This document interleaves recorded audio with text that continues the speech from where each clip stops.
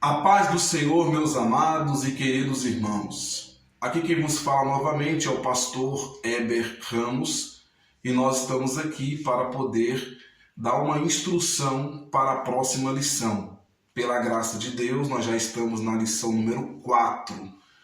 Tem sido uma bênção. Temos aprendido muito com estas lições. Uma coisa interessante é a cada lição eu aprendo muito mais. Então, como eu falei, aqui na revista é 30%, 40% daquilo que eu pesquisei, que eu coloquei aqui na revista. Então, cada professor que chega para ministrar, nós aprendemos muito, muito mesmo, e tem sido uma bênção para a minha vida e para a vida de todos vocês que têm aprendido sobre Jó. E vamos até o final crescer muito para a glória de Deus. Nós estamos então na 4ª lição e nós vamos entrar na prova de Jó. Na última lição não foi comentado sobre o diálogo, foi apenas a assembleia. O local nós acreditamos ser no céu, onde aconteceu aquele diálogo, mas de fato o diálogo não foi analisado. E nós vamos começar a analisar nesta próxima lição. Então, você vai ter 2 objetivos nesta aula. O primeiro objetivo, nós vamos mostrar para os nossos alunos que como é que aconteceu a primeira prova, que foram os bens e os filhos de Jó. Lembre-se que Jó era um dos homens mais ricos do Oriente, o mais poderoso. Ele tinha 10 filhos, 3 meninas, 3 mulheres e 7 homens. E na primeira prova ele perde todos os seus bens.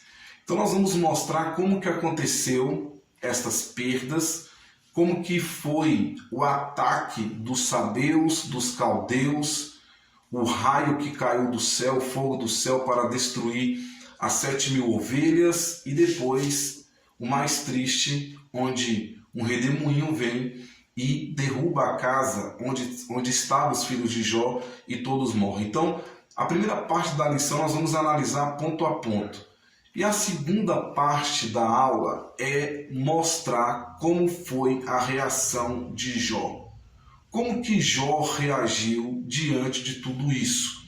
E nós vamos aplicar para a igreja como que nós vamos reagir diante de uma perda, diante de uma dificuldade como a de Jó. Tem pessoas que perdem a casa numa enchente, como acontece muitas das vezes na Bahia, em Minas Gerais, enfim, temos esses acontecimentos. Quando se perde um filho, uma coisa que eu não gosto nem de pensar e imaginar, mas quando se perde um filho, quando se perde o emprego, quando se perde os bens, como que nós temos que reagir diante disso? Então é isso que vai se tratar a lição. Então vamos lá, página de número, vamos abrir na página, a nossa lição está aqui na página de número 29, certo? Página 29, prova, bens e filhos. Nós vamos ler o texto áureo. E depois do texto áureo, nós vamos abrir no diálogo, tá certo? Então vamos lá. Texto áureo. Então Jó se levantou e rasgou o seu manto, e rapou a sua cabeça, e se lançou em terra, e adorou, e disse: Nu saí do ventre de minha mãe, e nu tornarei para lá. O Senhor o deu, e o Senhor o tomou. Bendito seja o nome do Senhor. Em tudo isto, Jó não pecou, nem atribuiu a Deus falta alguma. Então isso aqui nós vamos comentar lá no fim da lição.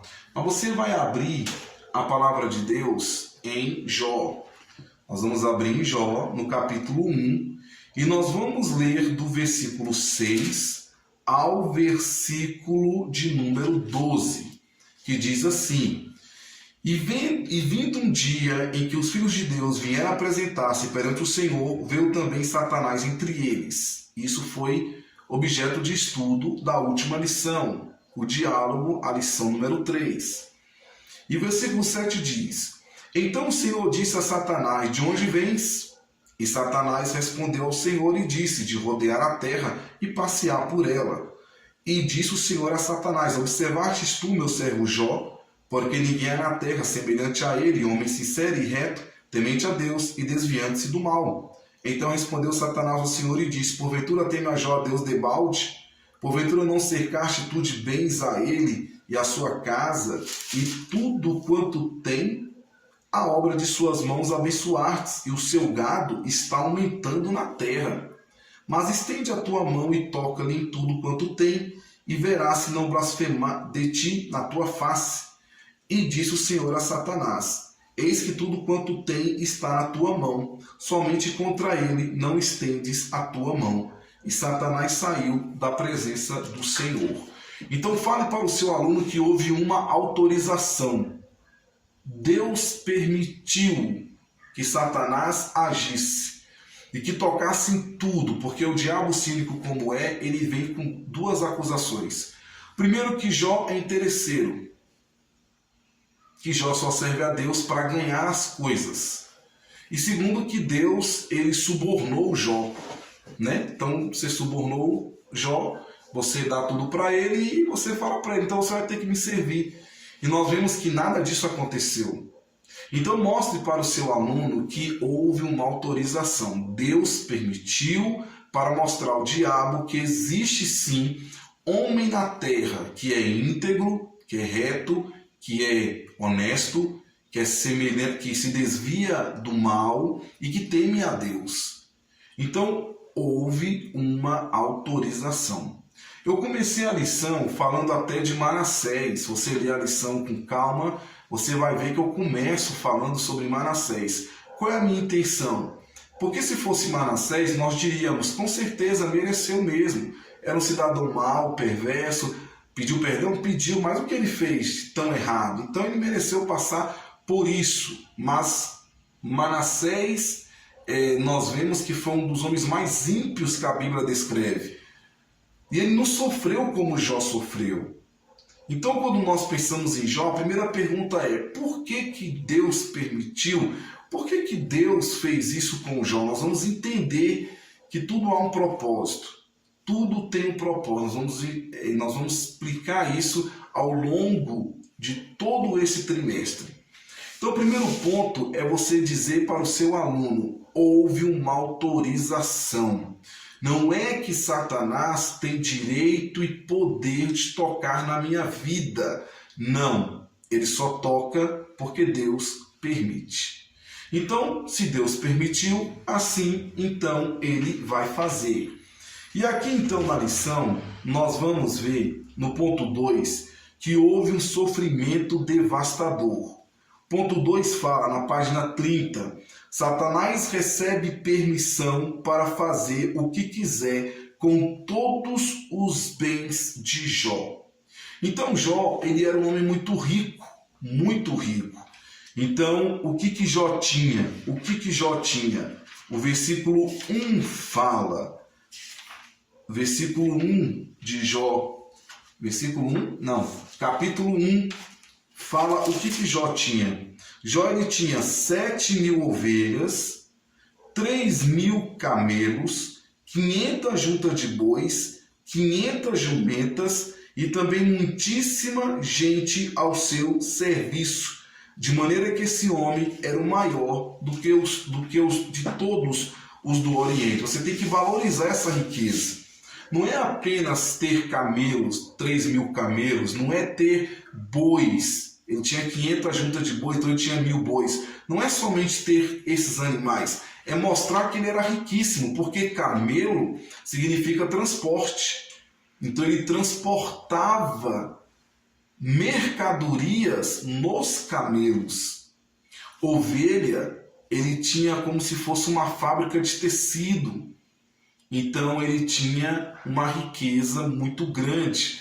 Ele tinha bois, ele tinha jumentas. Então ele tinha uma riqueza muito grande. E ele tinha muitas pessoas trabalhando ali para ele. Era um empresário muito forte. Então tinha, possivelmente, claro que tinha até a questão de carnes, né? Como se fosse um açougue muito forte, muito grande, porque ele cuidava de um rebanho muito grande. E a terra? Quantos hectares de terra Jó precisava para cuidar de todos esses animais? Quantos hectares de terra? Muitos hectares de terra Jó tinha para poder cuidar de todo esse rebanho. Então eram muitos funcionários. Então o diabo vem e ele começa a atacar Jó. Eu até tirei aqui de um livro do Charles Swindoll, e ele vem numa linguagem bem interessante, como se fosse uma linguagem teatral, falando aqui que Jó está ali, de repente alguém bate na porta e desesperado começa a contar. Você pode ler isso aqui para o seu aluno. Aí eu paro aqui no final do último parágrafo da página 32 e falo: faça uma pausa, meu irmão. Faça uma pausa. E eu pergunto aqui, quem de nós aguentaríamos esta prova? Vem um emissário e fala: os sabeus vieram e simplesmente roubou todos os seus bois. Aí de repente vem outro emissário e fala: fogo do céu caiu. Um fogo do céu caiu. Nós vamos ver daqui um pouquinho, e aí acaba e mata 7.000 ovelhas. Depois o outro vem: os caldeus vieram e roubaram os camelos. E depois vem um outro e fala: teus filhos estavam reunidos, todos numa casa. Veio um vento forte, um redemoinho, e matou todos os seus filhos. E eu pergunto no final aqui, quem de nós aguentaríamos toda esta prova? Então, irmãos, nessa primeira parte da aula, nós vamos explicar aqui o que aconteceu em cada parte da perda dos bens de Jó. Em primeiro lugar, a primeira notícia, em 2.1, na página 33, vieram os sabeus. Olha o texto. Que veio um mensageiro a Jó e lhe disse: os bois lavravam e as jumentas passeam junto a eles, que deram sobre eles os sabeus, e os tomaram, e os moços feriram a fio da espada, e eu somente escapei para trazer a nova. Então observe aqui, Satanás entrou na vida dos sabeus. Houve uma possessão demoníaca, porque ele saiu para executar o plano dele. Deus permitiu. Você pode tocar, você quer tocar em Jó há muito tempo mesmo. Então tá bom, vai, eu te autorizo a tocar em Jó, mas não vai matar Jó. Mas eu te autorizo, pode ir lá. Você quer tocar em Jó porque ele é um homem íntegro, reto, temente a Deus, e você tem ódio daqueles que me servem, então tudo bem, vai lá e toca. Então ele entra, eu imagino, o texto não diz isso, mas eu imagino que o diabo entra na vida de cada um daqueles sabeus para poder executar o plano de matar os empregados de Jó, os funcionários de Jó, que estavam cuidando das jumentas e que estavam cuidando dos bois. E eles vão ali para roubar. Então, os sabeus estão localizados aqui na página 33 em 2 ou 3 lugares na Bíblia. Eu até peguei aqui uma anotação sobre os sabeus, que diz que os sabeus eles eram descendentes de Sebá, neto de Cã e bisneto de Noé. Supõe-se que estivesse o seu território no norte da Etiópia. De quando em quando cruzavam as fronteiras para roubar e pilhar os reinos de Canaã. E assim foram eles acumulando uma proverbial riqueza. Eram conhecidos também por sua elevada estatura. Quem diz isso é Isaías, capítulo 45, versículo 14. Então, os sabeus eles eram homens altos. Deduz do texto bíblico que os sabeus já eram bem conhecidos em Canaã em virtude da violência de suas rapinagens. Até aquele momento, porém, não haviam feito qualquer incursão às propriedades de Jó, por se acharem estas sob a proteção do Senhor. Era como se ele as tivesse cercado as terras de Jó. Então, eles observavam, eles eram ladrões, eles eram salteadores. Então, eles observaram sempre aquelas terras de Jó ali. Mas, de repente, eles resolvem atacar. Na revista fala o seguinte: os sabeus estão localizados em 2 ou 3 lugares na Bíblia. O mais notado é o reino de Sebá, na Arábia do Sul, tomado famoso pela rainha que visitou Salomão, a rainha de Sabá.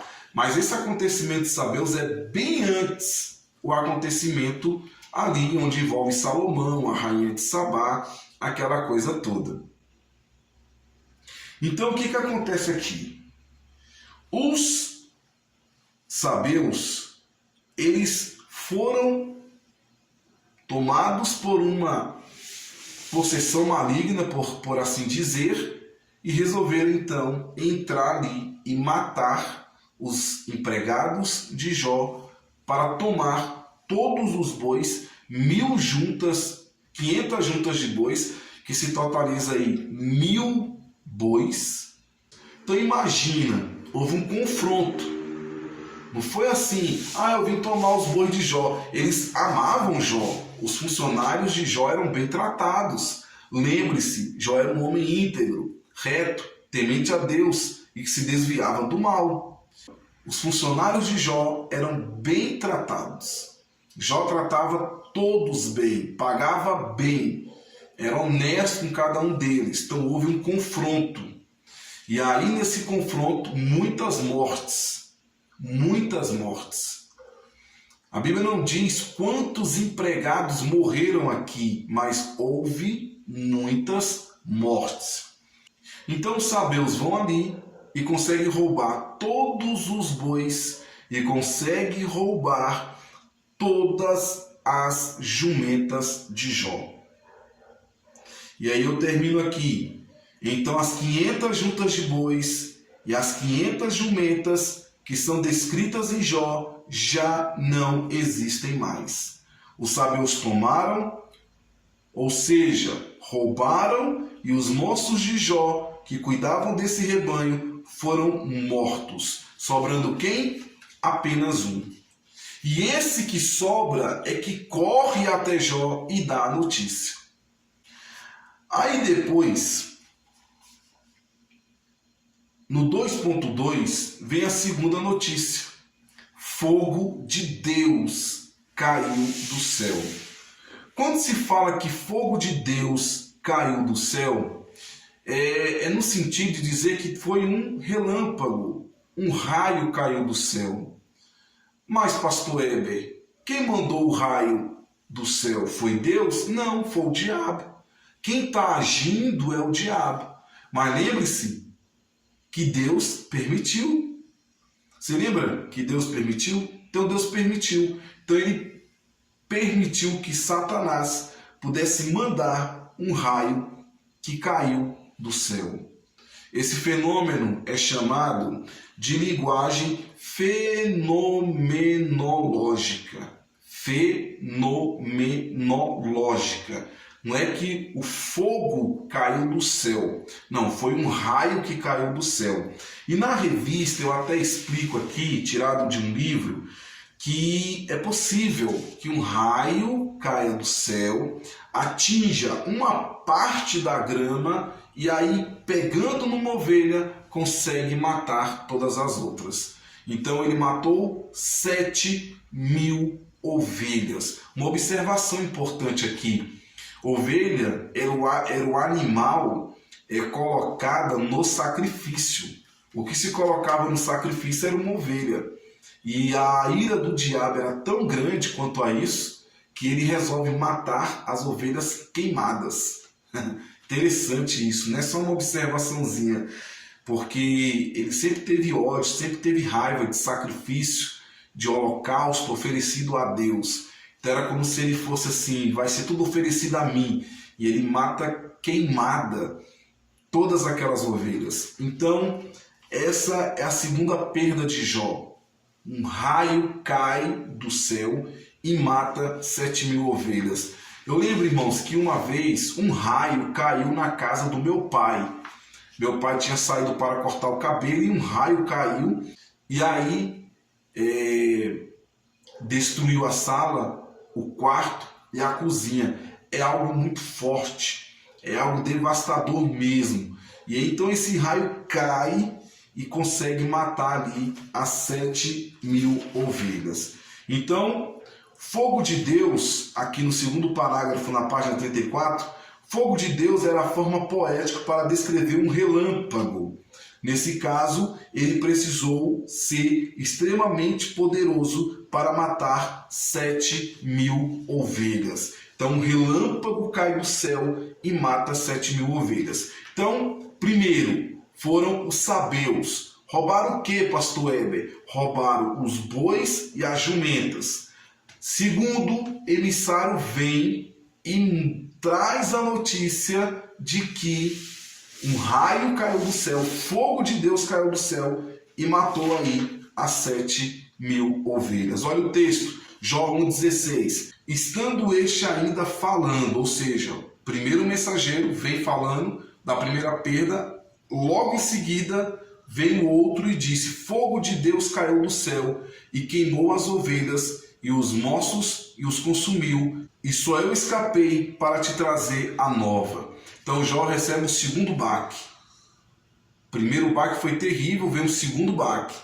Ou seja, as ovelhas de Jó foram embora. Na verdade, o que caiu foi um raio, foi um relâmpago. Isso nós chamamos, eu já falei, de linguagem fenomenológica, tá certo? Aí vem, então, a terceira notícia, os caldeus. O primeiro grupo foram os sabeus. O segundo grupo foram os caldeus. O que os caldeus fizeram? Os caldeus, no versículo 17, diz: estando ainda este falando, veio outro e disse, ordenando os caldeus, 3 bandos deram sobre os camelos e os tomaram, e aos moços feriram ao fio da espada. Só eu escapei para te trazer a nova. Então, os caldeus fizeram uma estratégia, fizeram 3 bandos, e aí roubaram todos os camelos, 3.000 camelos de Jó. Eu até peguei uma anotação aqui. O povo caldeu é um dos descendentes de Noé, habitantes das terras mesopotâmicas. A civilização ficou mais conhecida após o reinado de Nabucodonosor. Portanto, esse monarca é o responsável por comandar ataques contra as terras dos povos assírios.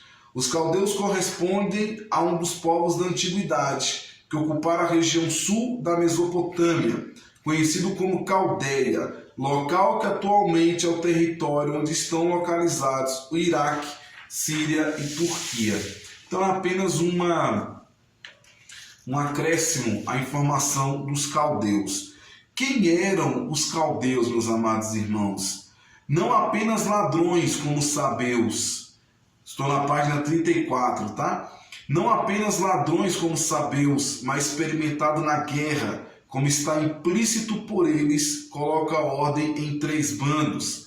Caldeus em hebraico, Chazaim. Eles eram parecidos talvez com os hebreus, como a permanência de Abraão e Ur, e o nome Shezed, um sobrinho de Abraão, implica as 3 bandas provavelmente foram para atacar os 3 milhares separados de camelos de Jó.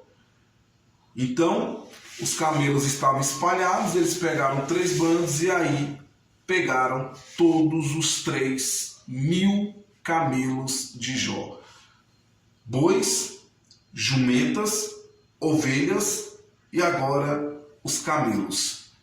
Bois e jumentas, os sabeus. Ovelhas, um raio que caiu do céu, comandado pelo diabo, Deus autorizou.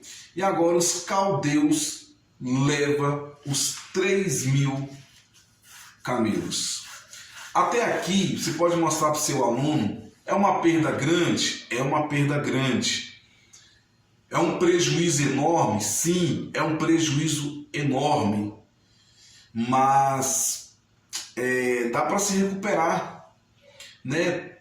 Trabalhando, lutando, as terras estavam ali ainda, dá para recuperar. Agora, meus amados irmãos, o baque maior vem agora. A quarta e a pior notícia, que é o grande vento, um redemoinho.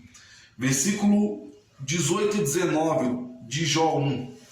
Estando ainda este falando, veio outro e disse: estando teus filhos e tuas filhas comendo e bebendo vinho em casa de seu irmão primogênito, eis que um grande vento sobreveio da além do deserto e deu nos 4 cantos da casa, a qual caiu sobre os jovens e morreram, e eu só escapei para te trazer a nova.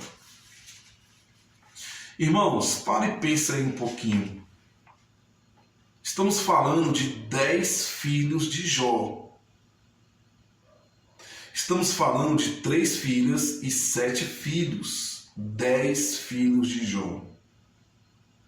Vem um mensageiro e fala que os 10 filhos estão mortos. Ele já está baqueado porque perdeu os bois, já está um pouco baqueado porque perdeu os 3.000 camelos, está um pouco baqueado porque perdeu 7.000 ovelhas, mas agora a notícia é que 10 filhos morreram.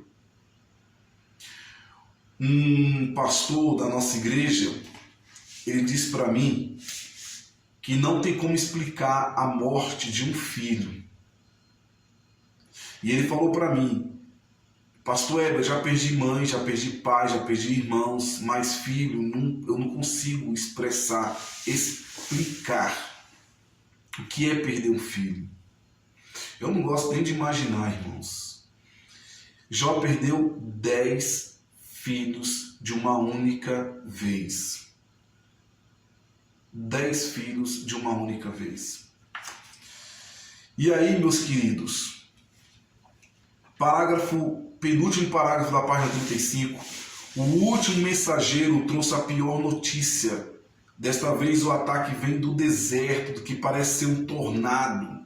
Toda a família de Jó, todos seus filhos e filhas estavam comemorando na casa de seu primogênito quando o vendaval os atingiu.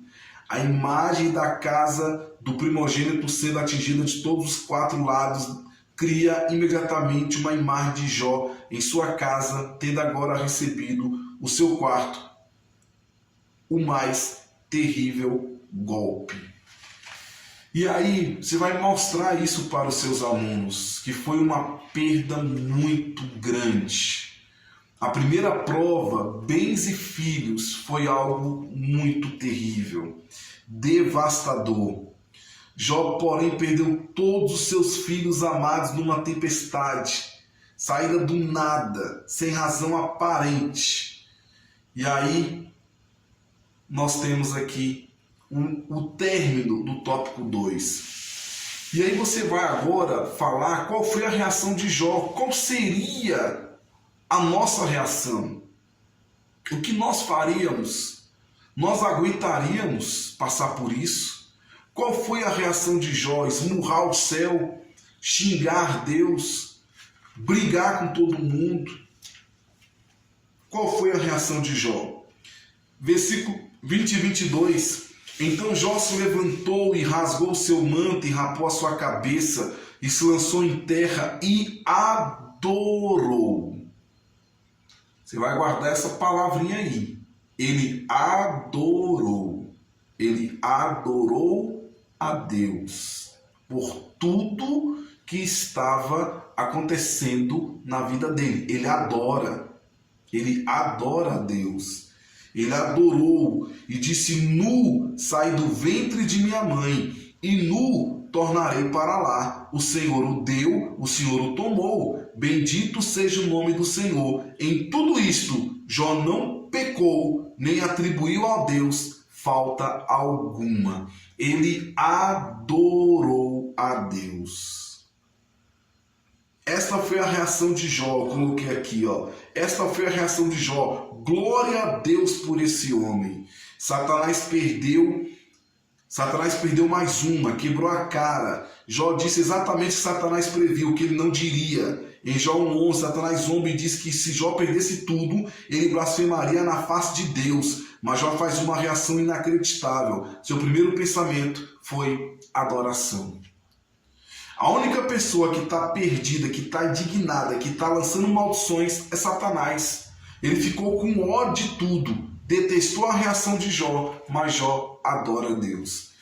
Então a nossa primeira reação é adorar a Deus. Adorar a Deus tem que ser a nossa primeira reação. Mas pastor, é muito difícil. Sim, nós vamos ter que mostrar isso para os nossos alunos, que nós temos que adorar a Deus. Um outro pastor perdeu um filho, também na nossa igreja, e eu lembro que o pastor Gedeon, eu lembro muito bem dessa imagem. O pastor Gedeon olhou para a mãe desse menino e falou assim: quem foi que te deu? Foi Deus que deu. E Deus quis de volta. E eu pude ver aquela mãe ouvindo aquilo, e é o que Jó fez, ele adorou, entendeu. Eu não tenho nada, tudo é de Deus. Eu vim sem nada e vou voltar sem nada, tudo é de Deus. Então mostre para o seu aluno que nesse intervalo aqui, ó, do nascimento até a morte, nesse intervalo, tudo que nós temos é um empréstimo. Nós não temos nada. A casa não é nossa, o carro não é nosso, os filhos não são nossos, a esposa não é minha, o marido não é seu. Nada é nosso. Nada é nosso. Tudo é de Deus. Tudo é um empréstimo. Eu não tenho direito de reivindicar nada, porque eu não vim com nada. Então, se eu não venho com nada, eu não tenho nada. Tudo é de Deus. Deus me emprestou. Deus emprestou os meus filhos, Deus emprestou minha esposa, Deus emprestou meu marido, Deus emprestou os meus bens, Deus emprestou tudo, eu não tenho nada. O carro não é meu, é de Deus, a casa não é minha, é de Deus. Tudo que eu tenho é de Deus, o emprego não é meu, é de Deus, tudo é emprestado. Então mostre para o seu aluno que tudo é um empréstimo. Olha só, página 37, no último parágrafo. Suas palavras foram estas: nu saí do ventre de minha mãe e nu tornarei. O Senhor deu, o Senhor tomou, bendito seja o nome do Senhor. Isso diz tudo. Todos nascemos nus, ao morrer todos iremos nus.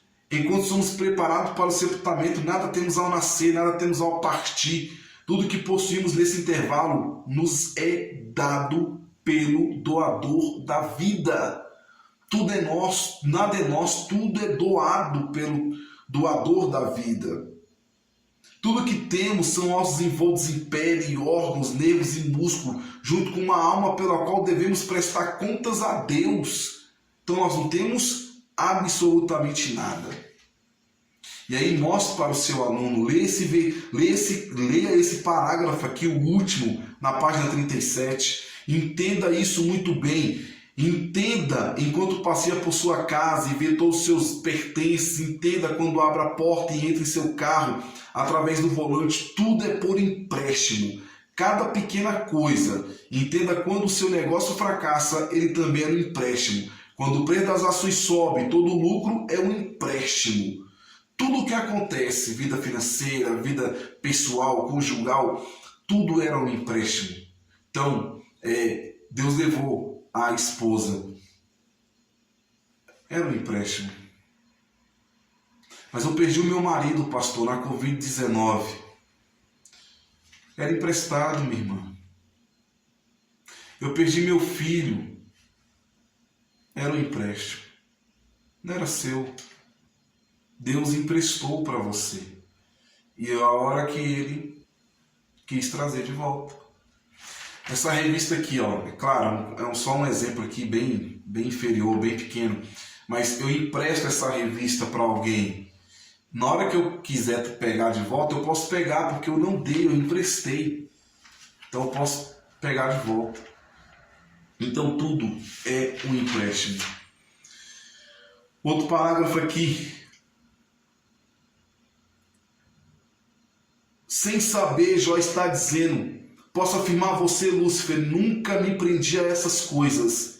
Em relação a meus filhos, compreendi desde o dia que tivemos nosso primeiro filho, até vi o último, que todos são de Deus. Foi Ele quem os deu, e é Ele quem tem o direito de tomá-los, quando os quiser de volta. Isto explica como Jó pôde dizer com toda sinceridade: bendito seja o nome do Senhor. E essa é a razão da narrativa bíblica acrescentar: em tudo isto, Jó não pecou, nem atribuiu a Deus falta alguma. É verdade que quando Jó recebe a notícia dos filhos, ele se prostra. Ele rasga o manto, ele rapa a cabeça, ele se joga ao chão, ele se prostra, ele não aguenta. A expressão é que ele não consegue ficar de pé.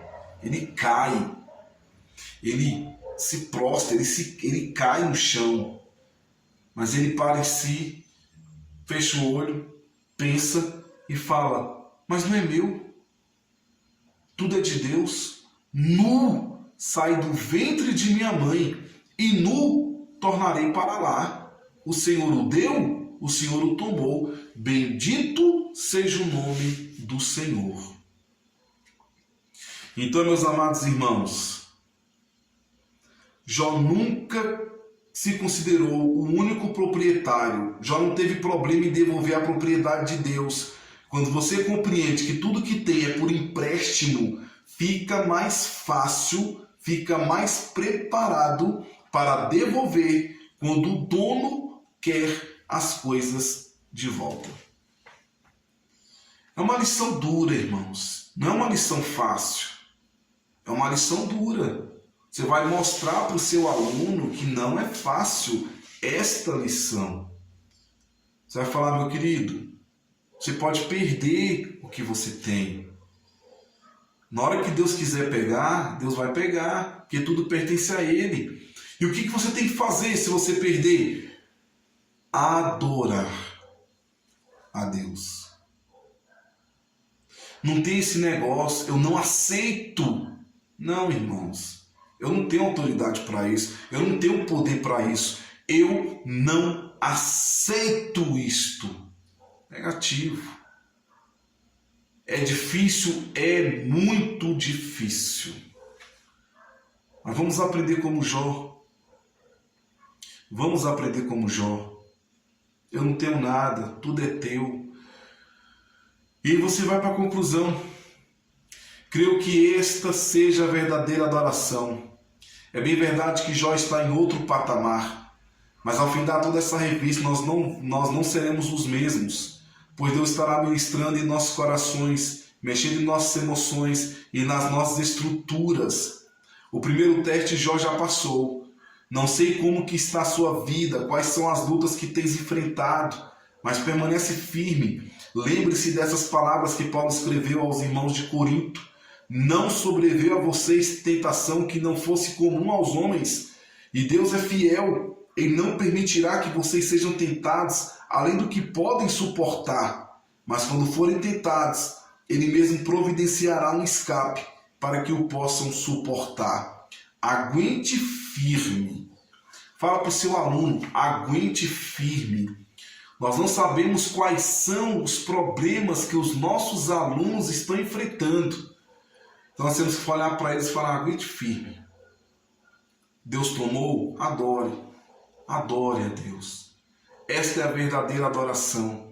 Adore a Deus em todas as coisas. E o nome do Senhor vai ser glorificado e exaltado. Então, meu amado, a primeira parte, fale do problema ali, comentando dos sabeus, dos caldeus. Comente um pouquinho ali sobre o raio que destruiu as ovelhas, o redemoinho que matou os 10 filhos de Jó. E depois você vai mostrar a reação que Jó teve. A reação que Jó teve. Mostra que os sabeus foram tomados pelo diabo para poder agir daquela forma. Os caldeus foram tomados pelo diabo para poder agir daquela forma. Por que eu falo isso? Porque mataram. Houve um confronto. Eles mataram os funcionários de Jó, sobrando apenas um. Então sobraram 4 funcionários aí, né? Na primeira notícia, na segunda, na terceira e na quarta. Sobraram 4 funcionários. O restante, todos morreram. Todos morreram. A fio da espada, ou pelo relâmpago, ou pelo redemoinho. Então, irmãos, é uma lição que você tem que mostrar. Mediante a tudo isso, simplesmente adore a Deus. Adore a Deus sobre todas as coisas. E o nome do Senhor vai ser glorificado e exaltado. Meu amado irmão, que Deus vos abençoe na próxima aula. Que você seja um instrumento de Deus para abençoar a sua igreja, a nossa igreja, né? E todos os alunos que irão participar dessa escola bíblica dominical. Vamos orar, meus amados. Senhor nosso Deus, que possamos aprender a Tua palavra na próxima escola bíblica dominical. Que possamos sair dessa lição adorando a Ti, independente de toda a situação que estamos vivendo. Que possamos adorar a Deus. Pai, muito obrigado e que o Teu nome seja engrandecido. Nós te glorificamos e te exaltamos em nome de Jesus. Amém. Meu amado irmão, um forte abraço. Que Deus te abençoe. Fique na paz do Senhor Jesus. Amém.